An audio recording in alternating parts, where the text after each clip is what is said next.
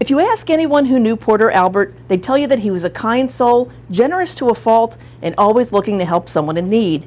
But in January 2020, the 78-year-old suddenly went missing without a trace, and there's just one person who detectives think has more information or involvement than she's letting on. We follow evidence in every single case, and the evidence in this case and the suspicious activity points to Tiffany Contestable. Porter Albert spent much of his retirement years helping people in need around Central Fort Myers. That's where he met Contestable and her mother Desiree, who were homeless and going through a rough patch. Learned of Tiffany and her mother Desiree living in the woods. He managed to get them out of the woods, managed to get them able to find a home, a trailer in North Fort Myers, and get them an actual place they can call home so they're not living in the woods. Tried to help her get back into school, what mom would need to do, because they were living in the woods and they didn't know what the process was. So he aided them with this process. So he was a big part of their lives, trying to get them back on their feet. The relationship went on for months, with Porter providing regular help to the 18-year-old until January 15th. That's the last time anyone heard or saw from the supportive senior as he made a purchase at the Big Lots in North Fort Myers. But after 4 days with no contact, his best friend Jim knew something was wrong. After not being able to get a hold of him, Jim reaches out to Tiffany Contestable and her mother Desiree at the trailer. And Jim is pretty assertive with both Desiree and Tiffany, saying, if you know where they are, you need to speak up. He's missing. We're concerned. They don't know. They advise them they don't have any information of where he's at or where he could be. And that's when things became even more suspicious. The same day that Porter went missing, Tiffany was found in South Cape Coral driving his car, something that she had never been given permission to do. She gave different people different reasons for being in the car, but the one thing that everybody agrees on is that she was acting very odd. She's sitting in the car, it catches the attention of an officer, they inquire further. And on body camera, you see the interaction with the officer and with Tiffany, and it's suspicious to him as well. Tiffany was arrested that night, charged with driving without a license. When she was released, Detective Doyle had the first of what would be a series of conversations with Tiffany about Porter's disappearance. Now, when I spoke with her and interviewed her during our investigation, she advised to me that she was out there in his car to meet somebody that she had met on the Tinder dating website. So as I find out that she's inconsistent with her information, we dive in a little bit further.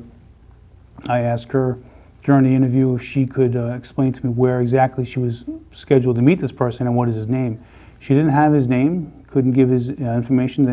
Given Tiffany's statement to Cape Police versus her altered version of Fort Myers Police, red flags were popping up everywhere. There was a lot of suspicious actions and comments that were made during the investigation from day one when we got involved, so much so that this has been handled as a worst case scenario, possible homicide from the start. It's classified as a missing person and has been released to media since then as a missing person, but we leave no stones unturned. Sometimes if you wait, evidence disappears. So from the start with this case, we've dealt with it and investigated it as a worst case scenario. The more detectives dug into Tiffany's accounting of events, the more they realized that she was being less than forthcoming with information to help find a man who had done so much for her. We followed up with a polygraph examination with her, and she showed signs of deceit. During each interview with her, she would have just a stare into nothing, just stare at the wall or stare at a certain image constantly. And it was odd. It was odd how she reacted to this. Here we are speaking to a young woman about a possible disappearance of somebody that she may be responsible for, and no concern at all.